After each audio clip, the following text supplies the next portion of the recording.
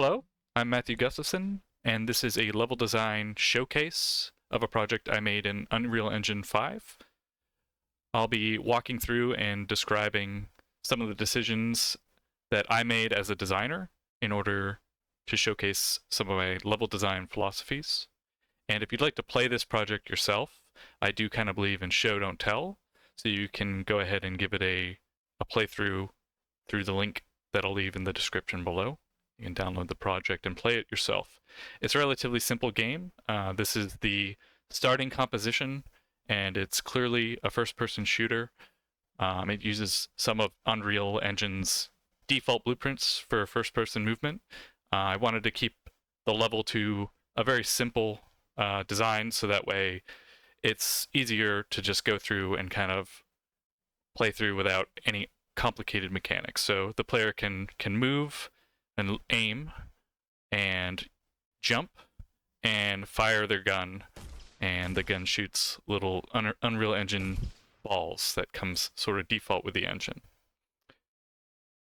So this is the starting space. The composition sort of frames this clock tower through the window, and that will end up being the player's primary goal. So this level will constantly kind of reinforce that goal by giving you sight lines towards it. In the more immediate area, you can see this light shining through the window here, illuminating this red target that'll catch your attention, as well as this door that has a sign above it and a light kind of grabbing the player's attention. So most people, they'll come over here and through some experimentation find that there's not really a way to interact with this door. You can shoot it, doesn't really do anything. But if we shoot the targets, we'll get some feedback there that the target's destroyed, and we'll also see a 1 in the top left corner of the screen. And so players quickly kind of understand the game essence of this introductory room is to kind of convey what the players should be doing. So we have one of these red targets destroyed. We need 3 of them, so our goal right now is to kind of find the other 2. So we can come around here, and these planks are kind of set up in a way to maybe guide the player's sight up. A lot of other players try to kind of climb up here and look and find the target up this way. And I do kind of believe in verticality in 3D spaces. So a lot of my level design is done in 2D games, like in Game Maker and stuff like that. So in Unreal, I really wanted to capture kind of a sense of 3D space, and verticality and depth and a sense of like architecture in space, I think is some of 3D strong suits. So it's kind of reinforcing to the player, hey, you might need to look up to find what you're looking for, right? And so as we walk through here, we can see the last one kind of tucked away in the corner, and these boxes sort of frame that. So this intro area is just that. It's just to kind of get the player to understand what the game essence of this tiny level is, right? So we're looking for targets, we're destroying them, and we're going through doors to progress. So as we come around the corner here, out into the open world, we can again see our end goal. Even if the players don't really understand it's the end goal, it's always in sight, and a little bit more of an immediate goal. We have another door here that requires 5 instead of 3, so we as the player understand that we have got some work to do, right? And there's not really a way to progress, so we'll turn around and we'll see from a new perspective another area to go. So we drew the player out of this confined space. We're now out in the open world, and we're getting them to kind of turn around and observe the space that they're in to find ways to progress. And this target kind of helps guide the player down here for that. So we come across here, we have another little challenge framed here, get the player used to jumping. This is a little too high to jump without using this little platform. We'll come over here and see yet another target, and maybe something curious that playtesters usually try to interact with. Later on, I use glass so that, much like this fence, you can see through the glass, but you can't shoot through it, and that kind of helps frame additional challenges. And as far as this one goes, players kind of have to be creative and maybe do like a trick shot off this wall here, so that way they can break the target. And I like doing this kind of escalation of ideas, right? So in the introductory area, our goal was only to find the targets, and shooting them was relatively simple.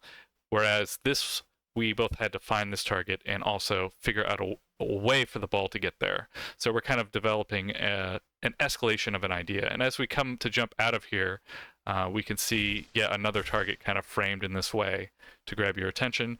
And much like the gate, these blocks or whatever these pillars are that an artist might come in and create planks of wood here.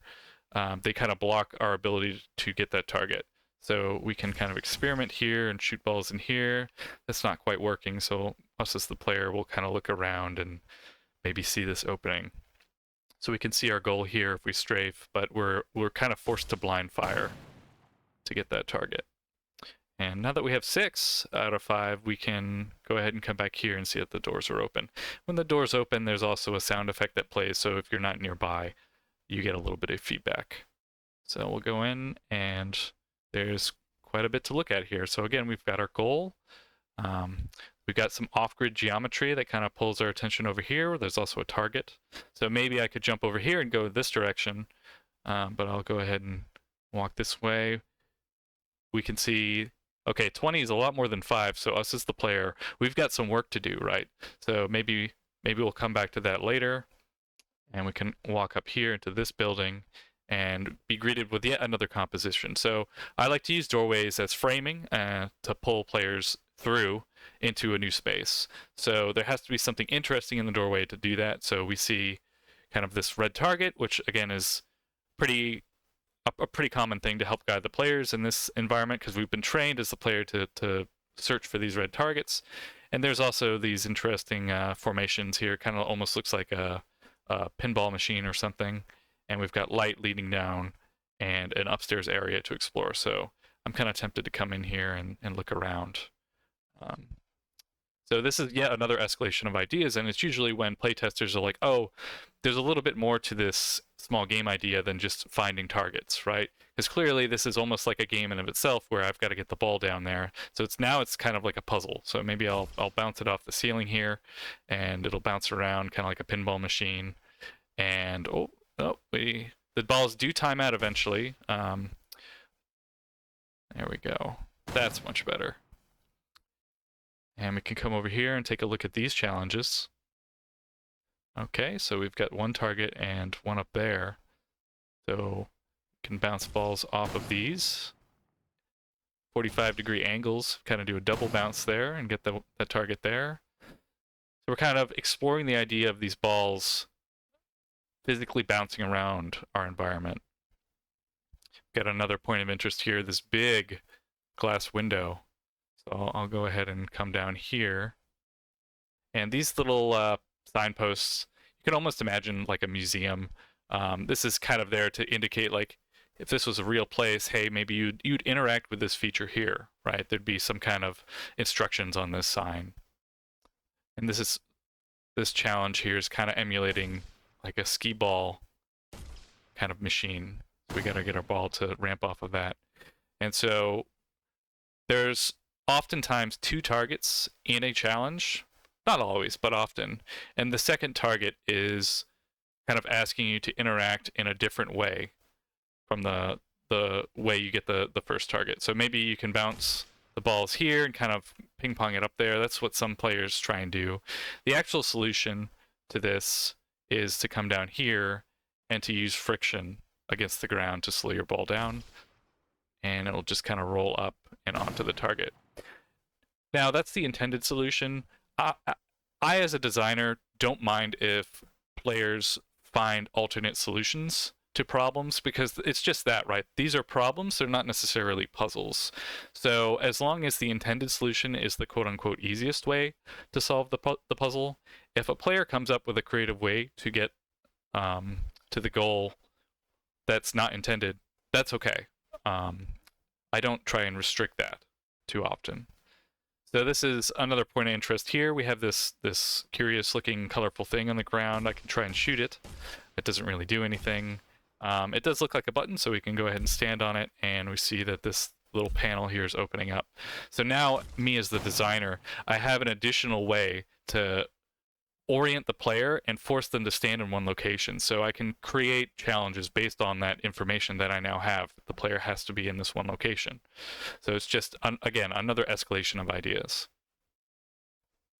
We can see some temporary furniture here. This building was very empty before I added these little basic shapes to kind of create the impression of furniture. That's something interesting that I discovered in 3D that doesn't necessarily happen in 2D too much, is that the sense of space really depends on how dense that space is. And now that they have some temporary furniture here, it kind of gives the impression not only of what the space is supposed to be, maybe it's a museum, but it also just feels a lot more full. And even as a gray box level, I think that's really important. So we've got a point of interest here. We've also got these doorways I can peek into, right? We've got light kind of highlighting this doorway. As a level designer, you can use light to kind of guide the player on where to go. And we can see if we walk in here, we're a little rewarded for our exploration. So we've got stairs going up this way, but what I like about this is actually, instead of the player just kind of walking up these stairs and it being just kind of a boring trek upstairs, their attention is focused on this challenge, and this challenge is a little bit tricky. You have to bounce your ball off the ceiling and kind of get it in there. So as they're trying this challenge, they can do it from different angles as they walk up the stairs, and it just kind of creates a little bit more engagement. Instead of just simply walking up the stairs, the players have something to do as they do it. See if we can get our target there. There we go. Some more temporary furniture. We'll go ahead and walk up this way. And okay, well, we're meted with another barrier. So we need 15 to go through this door. So I guess I'll turn around and explore a little bit more of this environment. Maybe see down here. Players could have jumped up here using these boxes. Some players that like to explore, they do that. They jump up that way instead of walking upstairs. Let's give a little bit more freedom. If we poke our head in here, we can get another target. And some players kind of counted those as freebie targets because they're just sitting there with no challenge. But as a designer, I think the challenge is just kind of exploration in general, right? Sometimes it's just nice to reward observant player behavior. So we come out of this small enclosed area and we come out into this nice open kind of liberating environment where we can look down and see things from a new perspective. It's always nice to do that, especially be high up on top of something. And again, we're treated with this button that we've now learned how to use. And we can look at this big feature here and try and figure out what to do. So maybe we can shoot below this target, and we can notice that the balls, when they hit this angle at this certain spot, it kind of creates a little interesting arc that the ball follows. So kind of showcasing like, hey, depending on where you are and what angle you shoot things, the ball can behave in interesting ways. Go ahead, head down here. These boxes here are just placed so I can talk about metrics. And metrics in this case is just the measurements of space in the level. So each of these big kind of grid squares is 1 meter. And as a level designer, I was aware that 1 meter high walls are something that we can look over, but they block our movement. So they create good barriers so we don't fall off. We can jump on them easily. And again, we can aim on top of them. 2 meter high kind of blocks our line of sight, but we can jump up on top of them pretty easily. And anything that's 3 meters higher or more, we cannot jump over, but 3 meters we can peek over, which is interesting. So we've added this target to kind of showcase that, like, we can still kind of get some information as a player if we jump and peek over, but we can't, it's still a barrier. We can't move past these high walls. And anything higher than 3 kind of blocks both line of sight and movement. So one of the advantages of 3D is that you could really give a great sense of space. So this is the building that we started in, and we can see when we started the game, we were seeing out from inside, and now we're looking inside from outside. So it's giving us kind of a different perspective and kind of a sense of progression. Now that we can literally kind of get on top of our starting position. And I really like games where you can fully explore an environment. So maybe you start at the bottom of a building and you kind of work your way around the sides and through and into the basement and eventually end up on top. And that's just something that 3D design lets you do really well. So this kind of diving board is encouraging us to kind of peek and jump over here. And if we do that, we're rewarded. We couldn't see this from over on the other building, but these little solar panels are kind of blocking our reward. We have to commit and fully come over here. And this is something I find also really interesting in design in general, is this target is something that you could have actually seen at the very beginning if you looked out the window. So if we were an observant player at the very beginning, we could have seen this little reward and gone and got it. And we could have also seen the glow of this target, because Unreal kind of has global illumination. You can see kind of the reflection of the red on this white ceiling here if you're down on the ground. We could have also jumped on any of these crates that are sticking up and seen the target from there. But, maybe we're not so observant or kind of a beginner player, and this area is kind of your last chance to say, hey, if you miss this, you can come back and get it. So it's a little bit of both rewarding observant expert players, but also keeping your beginner players still kind of feel like they're not missing out. So we'll go ahead and grab that. And I do like being up on top of things. Maybe you can see some pathways that you didn't see when you were down on the ground.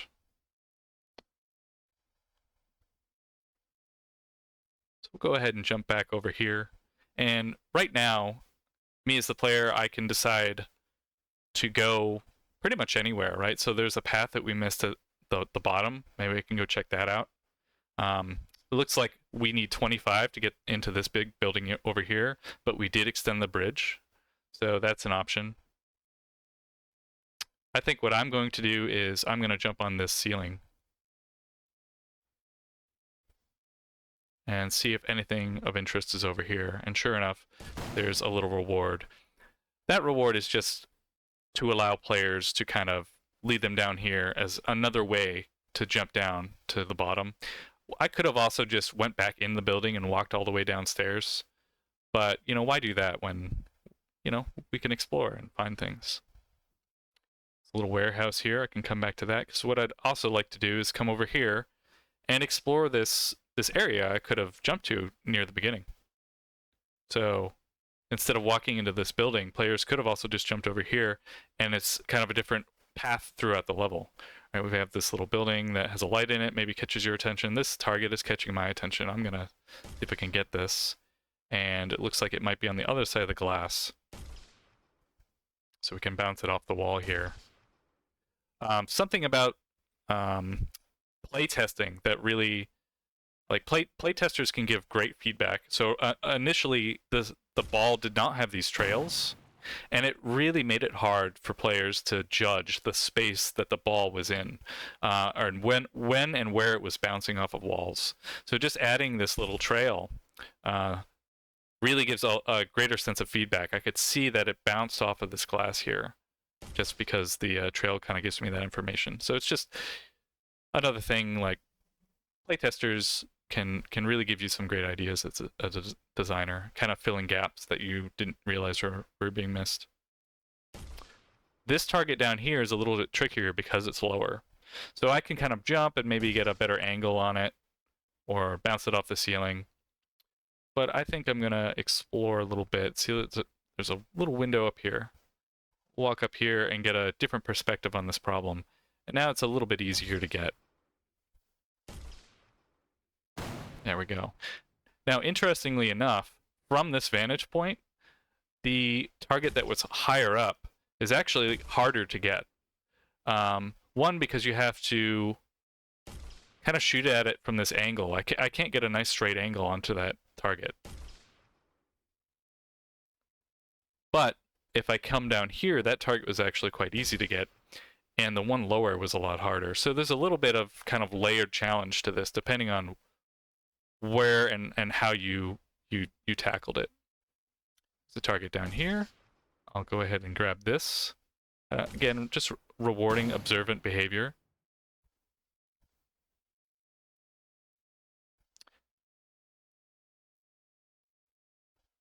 So now I can choose to go down this direction.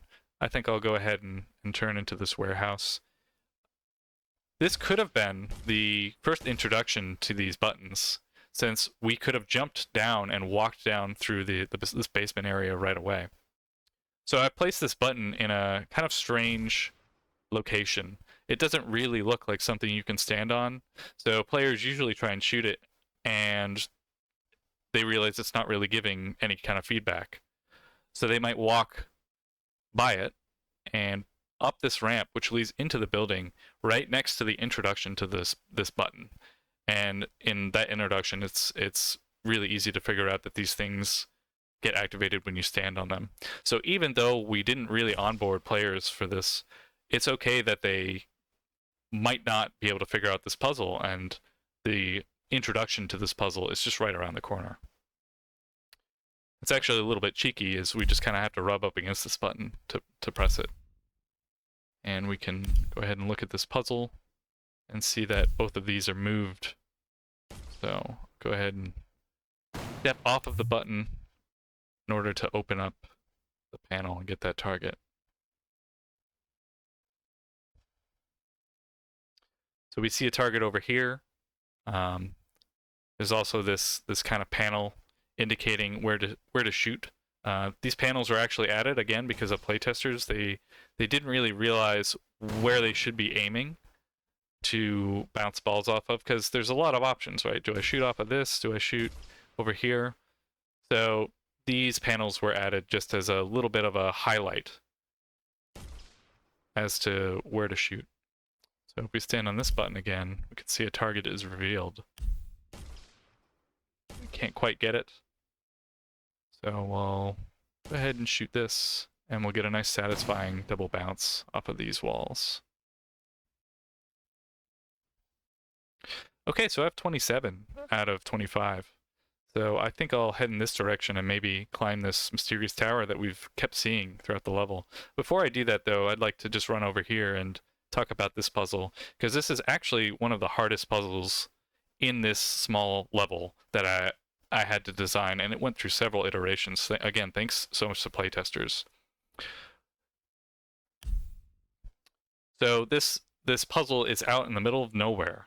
There's not very many distractions, and that's kind of intentional, so that you eliminate red herrings as much as possible. And so if we stand on this button, we'll see that a target is revealed. We can't quite get this target, though. This glass is blocking us. And normally we bounce off of some angles to get some verticality. But we don't really have the option to do that here.